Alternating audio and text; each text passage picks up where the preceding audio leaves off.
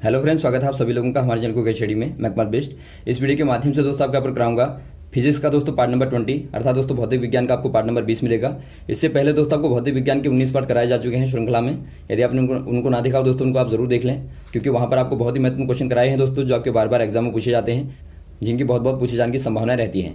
तो आराम से दोस्तों आप उन क्वेश्चन को भी तैयार कर लेंगे। और ये जो भी क्वेश्चन आपको दोस्तों यहाँ पर मिलते हैं, सारे क्वेश्चन आप लगातार एक कॉपी और पेन लेके नोट करते रहेंगे, ताकि दोस्तों आप एग्जाम के पहले इनका रिवीजन कर पाएं, क्योंकि ये बहुत महत्वपूर्ण क्वेश्चन है और बार बार पूछे जाते हैं। तो आराम से आप देखें, और आज के भी क्वेश्चन को दोस्तों आप आराम से देखेंगे और कॉपी और पेन निकाल के आप नोट करते रहेंगे। देखिए दोस्तों, पहला क्वेश्चन क्या दिखाई देता है आपको, तड़ित की चमक उसकी गर्जन सुनाई देने से पहले दिखाई देती है क्यों। अर्थात दोस्तों आपको पूछा गया है the lightning glow seen before it's thunder is heard because. दोस्तों यहाँ पर आपने देखा होगा, जब बिजली चमकती है दोस्तों, तो उसकी आपको चमक पहले दिखाई देती है, और जो ध्वनि होती है, जो साउंड होती है दोस्तों, वो आपको बाद में सुनाई देती है। तो ऐसा क्यों होता है, आपको रीज़न बताना है।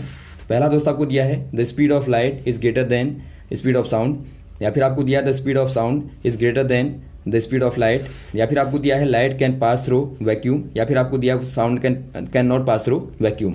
यहाँ पर देखिए दोस्तों, जो आपका पहला वाला रीज़न दिया है वो बिल्कुल आपका करेक्ट है दोस्तों। The speed of light is greater than the speed of sound. यदि आप बात करें दोस्तों स्पीड ऑफ लाइट की, या आप दोस्तों यहाँ पर एयर में देखें या फिर आप वैक्यूम में देखें, तो आपका रहती है 3 × 10⁸ मीटर पर सेकेंड। और यदि आप साउंड की दोस्तों देखें, साउंड की यदि आप देखें, यदि आप ध्वनि की देखें दोस्तों, तो वहाँ पर आप देखते हैं इसकी दोस्तों आपकी रहती है लगभग, इसकी दोस्तों लगभग रहती है 340 मीटर पर सेकेंड की। तो यहाँ पर आप क्लियर देखते हैं दोस्तों, जो आपका साउंड की स्पीड होती है वो लाइट की तुलना में बहुत कम होती है। तो इसीलिए दोस्तों यही रीज़न होता है कि आपको प्रकाश दोस्तों पहले दिखाई देता है और ध्वनि आपको बाद में सुनाई देती है। तो पहले वाले में आप टिक कर देंगे। अगला क्वेश्चन देखिए दोस्तों, अगला क्वेश्चन यहाँ पर आपको दिखाई देता है the frequency of a light wave of 3000 angstrom wavelength will be. अर्थात दोस्तों आपको बताना है 3000 एंगस्ट्रॉम तरंगदैर्ध्य वाली प्रकाश तरंग की आवृत्ति क्या होगी। दोस्तों यहाँ पर देखिए आपको क्या दिया है, आपको यहाँ पर दिया है, पहले आपको तरंगदैर्ध्य दिया है। तरंगदैर्ध्य कहने का मतलब है दोस्तों आपको वेव लेंथ आपको दिया है, वेवलेंथ बराबर दोस्तों आपको दिया है 3000 एंगस्ट्रॉम। तो दोस्तों यहाँ पर देखिए आपको निकालना क्या है, आपको निकालना है फ्रीक्वेंसी। इसके लिए दोस्तों आपको क्या पता होना चाहिए, फ्रीक्वेंसी और वेवलेंथ में रिलेशन पता होना चाहिए क्या होता है। फ्रीक्वेंसी बराबर क्या होता है दोस्तों, यदि आप देखें प्रकाश की चाल को यदि आप दोस्तों सी मान लें, तो सी बराबर होता है फ्रीक्वेंसी इंटू वेवलेंथ। आप नोट कर लेंगे, फ्रीक्वेंसी इंटू वेवलेंथ होता है, इसको आप लैम्डा से रिप्रेजेंट करते हैं। तो यहाँ से दोस्तों यदि आप निकालें फ्रीक्वेंसी को, तो एफ बराबर क्या हो जाएगा दोस्तों, सी अपॉन लैम्डा हो जाएगा।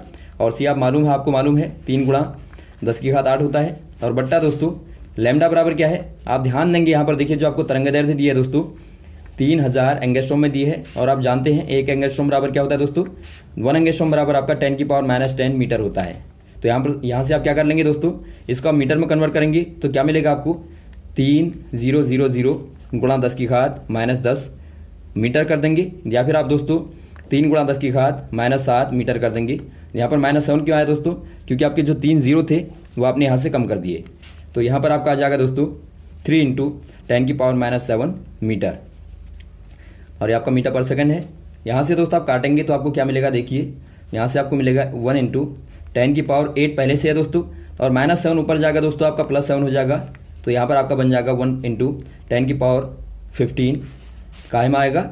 यदि आपका फ्रीक्वेंसी है दोस्तों, तो हर्ज में आएगा। आपको मालूम होगा फ्रीक्वेंसी की जो यूनिट होती है वो आपकी हर्ज होती है। तो यहाँ पर आपका हो जाएगा दोस्तों, कौन सा वाला हो जाएगा, ऑप्शन नंबर पहला वाला हो जाएगा।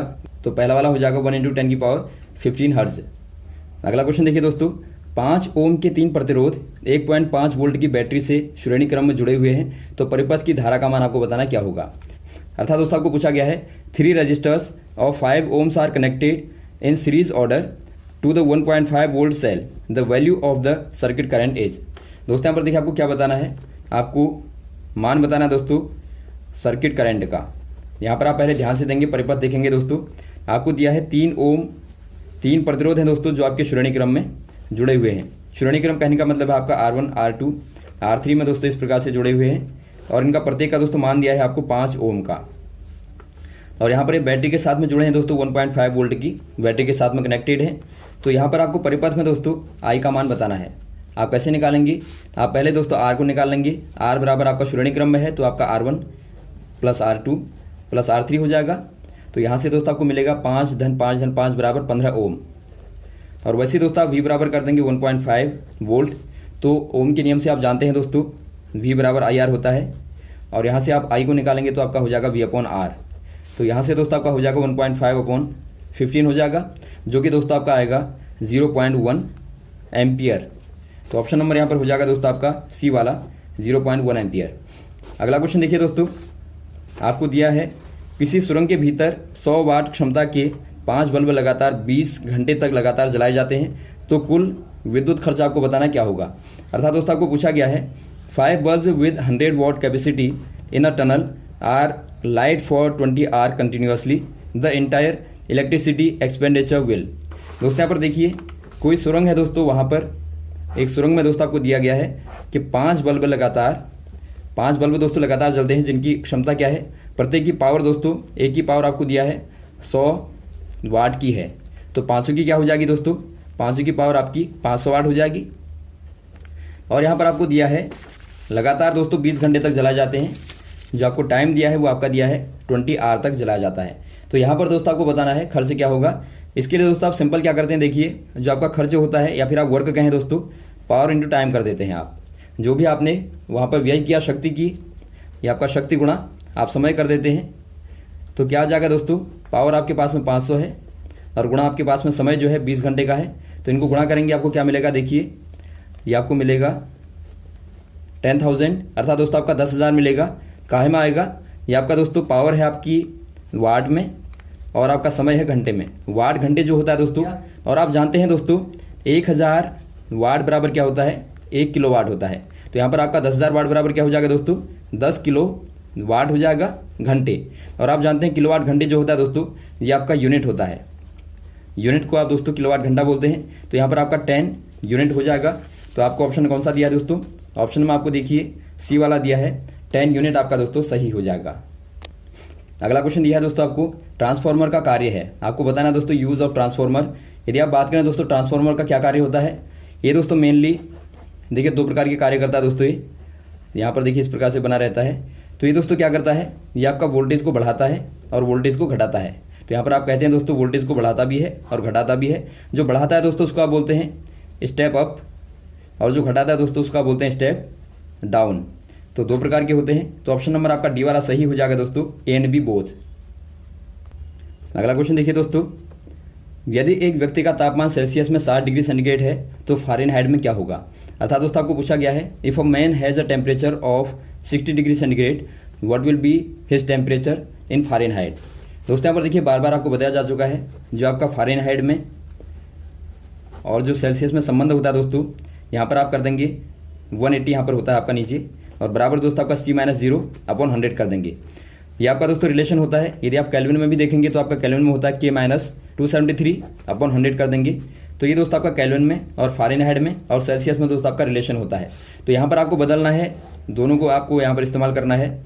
F-32/180 कर देंगे, इक्वल टू दोस्तों C के स्थान पर आप रख देंगे 60 और बट्टा दोस्तों आपका 100 हो जाएगा। तो काटेंगे तो आपको क्या मिलेगा, देखिए ये दोस्तों आपको यहाँ पर मिलेगा F-32 बराबर 18 गुणा 6 कर देंगे तो आपका 108 मिलेगा। तो यहाँ से दोस्तों आपका F बराबर क्या आ जाएगा, 108 प्लस 32 कर देंगे तो ये आपका 140 आपको मिलेगा। तो यहाँ पर दोस्तों आपका 140 क्या आ गया, फ़ारेनहाइट में आपका दोस्तों मान आ गया। तो आप कह देंगे 60 डिग्री बराबर दोस्तों आपका हो जाएगा 140 फ़ारेनहाइट। ऑप्शन नंबर आपका ए वाला सही हो जाएगा। अगला क्वेश्चन देखिए दोस्तों, एक कण का संवेग गणितीय रूप से उसके गतिज ऊर्जा के बराबर है तब वेग का मान होगा। अर्थात दोस्तों आपको यहाँ पर दिया है the value of a momentum for a particle is numerically equal to its kinetic energy, what will be the velocity of the particle. दोस्तों यहाँ पर देखिए आपको क्या दिया है, आपको यहाँ पर दिया दोस्तों जो पार्टिकल, कोई माना पार्टिकल है, यहाँ पर दोस्तों कोई पार्टिकल है, तो इसकी जो मोमेंटम है, मोमेंटम कहने का मतलब है संवेग जो होता है, संवेग बराबर होता है दोस्तों आपका मास इंटू वेलोसिटी, ये आपका मोमेंटम होता है। तो मोमेंटम बराबर है दोस्तों mv बराबर है काइनेटिक एनर्जी के। काइनेटिक क्या होती है दोस्तों, 1/2 mv² होती है। तो बराबर कर देंगे आप 1/2 mv²। तो यहाँ से दोस्तों आप m को m से काटेंगे, v को v से काटेंगे, तो यहाँ पर आपका एक v बचेगा। तो यहाँ से दोस्तों 2 का आप इधर डाल देंगे तो यहाँ पर आपको मिलेगा 2 = v। तो यहाँ पर दोस्तों आपको क्या मिलता है, यहाँ पर आपको वेलोसिटी का मान मिलता है दोस्तों 2 मीटर पर सेकेंड। तो यहाँ पर आप कह देंगे ऑप्शन नंबर दोस्तों आपका बी वाला 2 मीटर पर सेकंड यहाँ पर पार्टिकल की वेलोसिटी हो जाएगी। अगला क्वेश्चन देखिए दोस्तों, ध्वनि का तारत्व किस पर निर्भर करता है, अर्थात दोस्तों आपको बताना है pitch of a sound depends on. दोस्तों यहाँ पर देखिए आप ध्यानपूर्वक देखेंगे, ये आपका साउंड का मान लीजिए एक ग्राफ यहाँ पर है, 2 साउंड आपके पास में देखते हैं दोस्तों। इनमें क्या डिफरेंस दिखता है दोस्तों आपको, इनमें यदि आप देखें तो आपका नंबर ऑफ साइकिल दोस्तों यहाँ पर ज़्यादा है और यहाँ पर आपका कम है। तो नंबर ऑफ साइकिल जो होता है दोस्तों वही आपका फ्रीक्वेंसी को दिखाता है, अर्थात आवृत्ति को दिखाता है। और जिसकी दोस्तों आवृत्ति ज़्यादा होगी उसकी दोस्तों पिच भी दोस्तों ज़्यादा होती है, या फिर आप कहें तारत्व भी दोस्तों आपका ज़्यादा होता है। पिच ज़्यादा होने का मतलब क्या है दोस्तों, जो आपकी पतली आवाज़ें होती हैं, जो पैनी आवाज़ें होती हैं, उनकी दोस्तों पिच ज़्यादा होती है। तो आप कह देंगे दोस्तों पिच ज़्यादा होने का मतलब है फ्रीक्वेंसी का ज़्यादा होना। तो यहाँ पर आपका पिच ज़्यादा होगी और इसकी दोस्तों पिच कम होगी।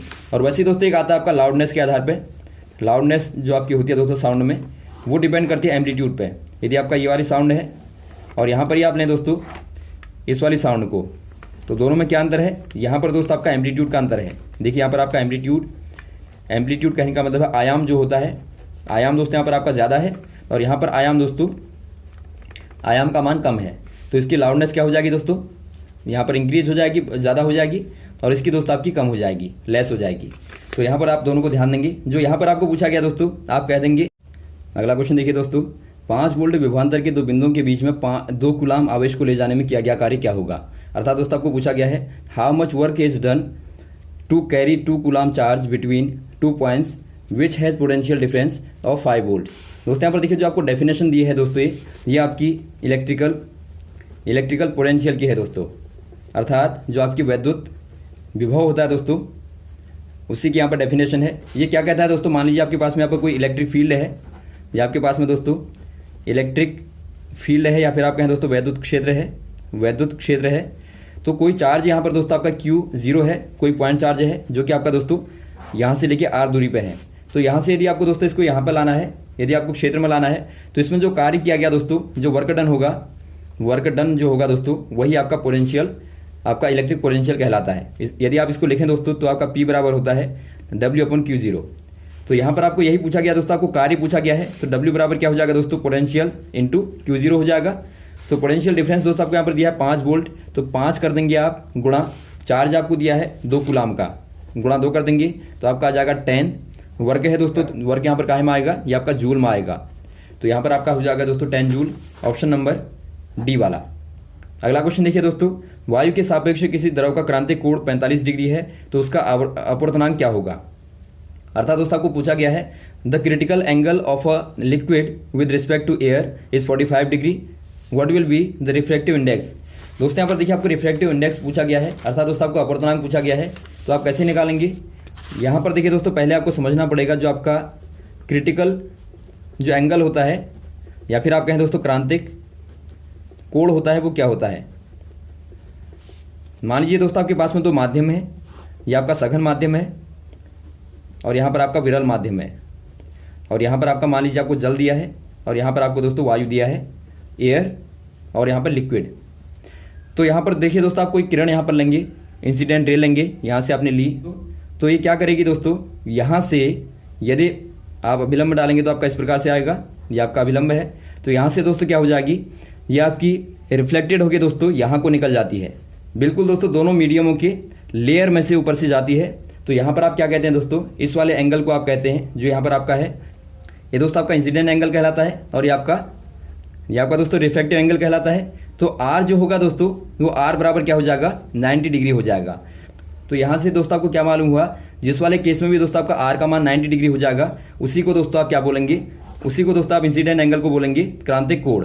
तो यहाँ पर दोस्तों आपका क्या हो जाएगा, जो ये वाला एंगल है दोस्तों, ये वाला क्या कहलाएगा, ये आपका क्रांतिक कोण कहलाएगा, या फिर आप कहें दोस्तों क्रिटिकल एंगल कहलाएगा।